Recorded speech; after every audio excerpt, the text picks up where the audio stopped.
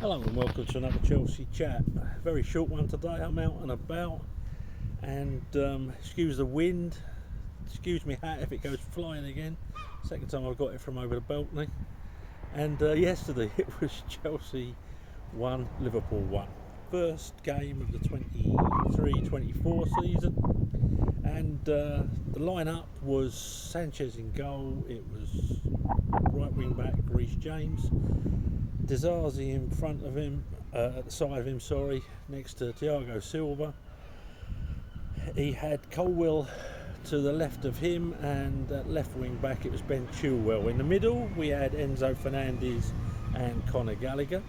In front of them we had Sterling and Chukwuemeka, and up front the excellent Nicholas Jackson. Excellent apart from a miss that he should have really buried. But first game in the Premiership, we'll let him off. Same with Caceido. When we went 1-0 behind, he fell asleep a bit really, but he's a young man getting used to the Premiership, and you can't get caught out like that. He's come from Monaco, don't forget. But the rest of his game was absolutely excellent, so I'm not going to give him too much of a hard time about it.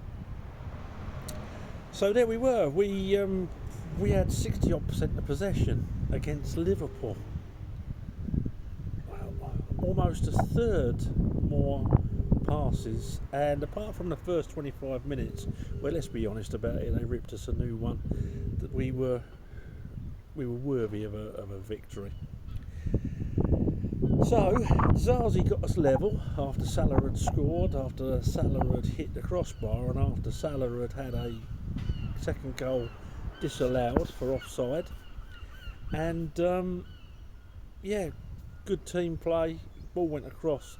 Caceido was more alert in their box than he was in ours, and he put one away to score on his debut. Well done, that lad.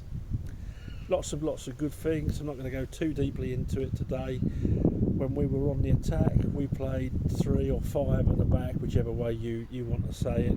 And when we lost the ball, we went to 4. Now this takes... Potter tried doing this, not as successfully as Pochettino did even yesterday, but yesterday you could see that sometimes we got caught in the transition between the two, and it's something we've got to work on. But it's the first game of the season, so many more positives came out of it than negatives.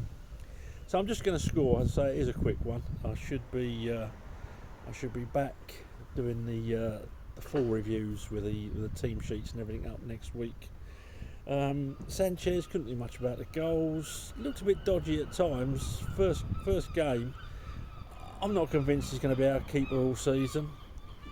Hard to see someone going from Brighton's third choice to sorry about that in the background. Don't know if you can hear me. Going from third choice at Brighton to first choice at Chelsea.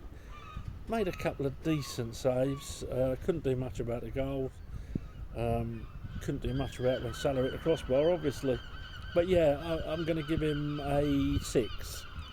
Reece James I thought was excellent yesterday, particularly when we moved Enzo about 10 metres forward, which means that they dropped 10 yards after the first sort of 25 minutes, and in the second half we pushed him even further forward.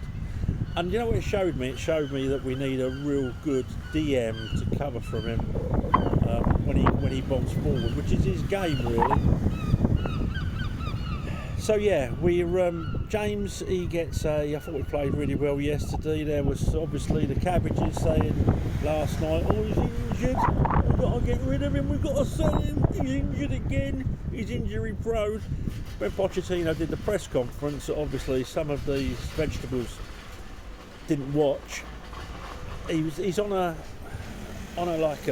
medical regime where they're going to try and stop him getting injured as often. Not that it matters as much with Gusto, but we want James, don't we? We want a fully fit James. He is different class. Yesterday he gets a 7 from me. Got forward well, defended well.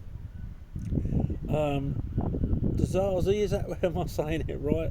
Yeah, he gets a 6.5.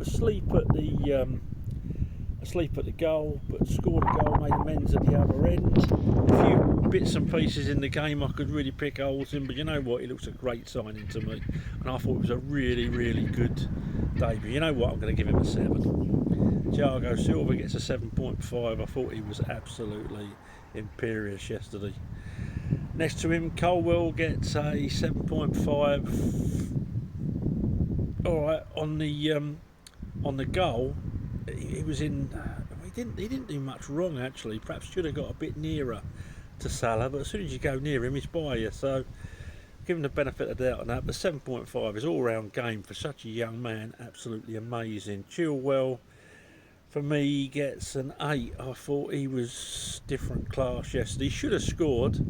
The one thing he did, miscontrolled a bit in the second half there, and allowed the keeper to save.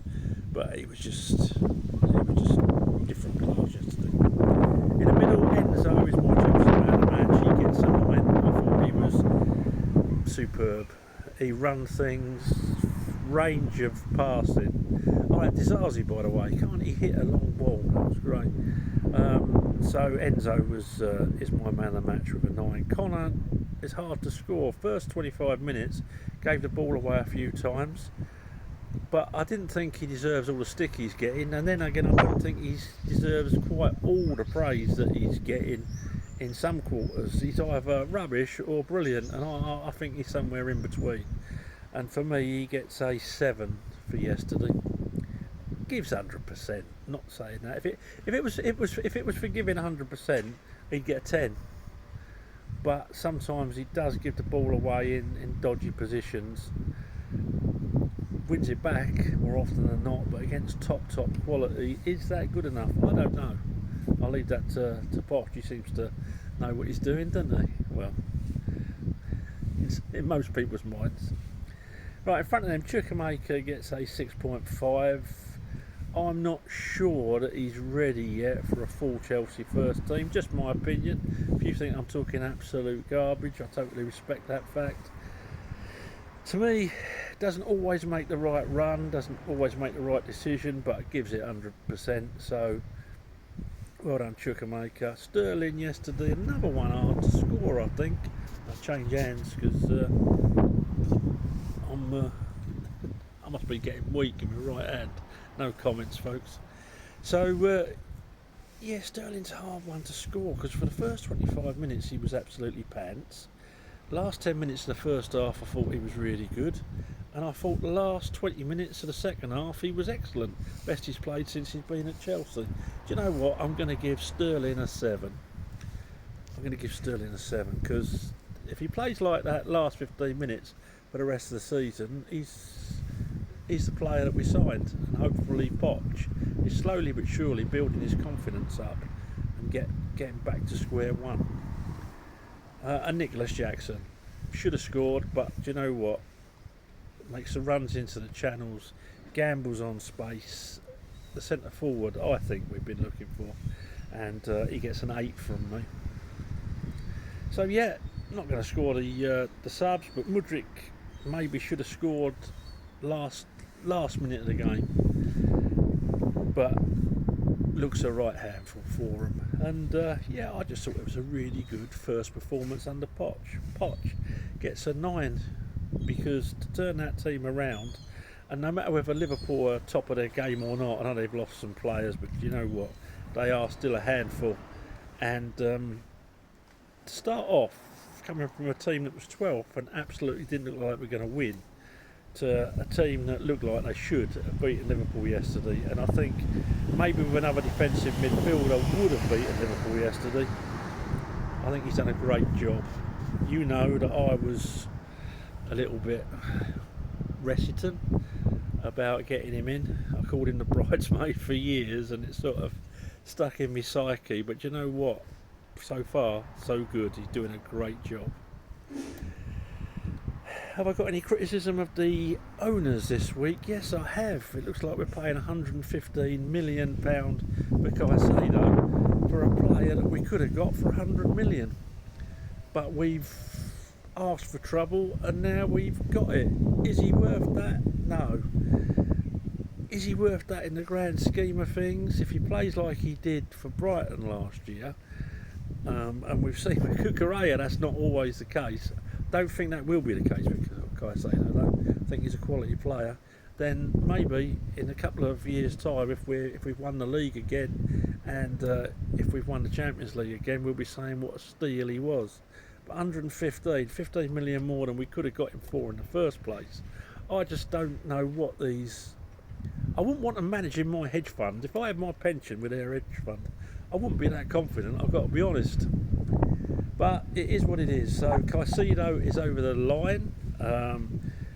Apparently, according to most esteemed journalists, not the rags, Liverpool agreed a fee with Brighton and then arranged a medical which Caceido refused to go and have, despite the fact that the cabbages in our fan base online were giving him pelters for agreeing to join Liverpool in the first place, which in fact he never did.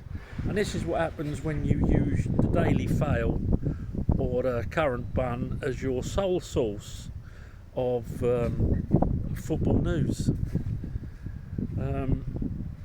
I can see why some of them do it because there's lots of pictures, but abusing a player before he gets there for something he hasn't done is an all-time low, even on the scales of some of our fan base, isn't it? That's all from me.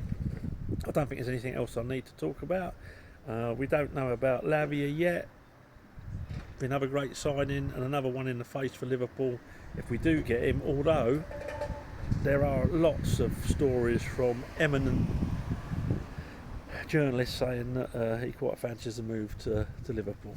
Probably got more chance of getting the side regularly there as well. So we'll wait and see what happens. Wait and see what happens with the keeper, and obviously we want Romelu down the road. But all looking good. A lot more positive. Some people being negative, but you expect that. But a lot more positives than negatives yesterday, and a good start to the season. Thanks for watching. This won't be edited, so you get it raw, lorries and everything. Okay. Up to Chelsea. Speak to you soon. Oh, please subscribe to the channel and throw the video a like. Thanks for watching. Speak soon. Let me know your thoughts.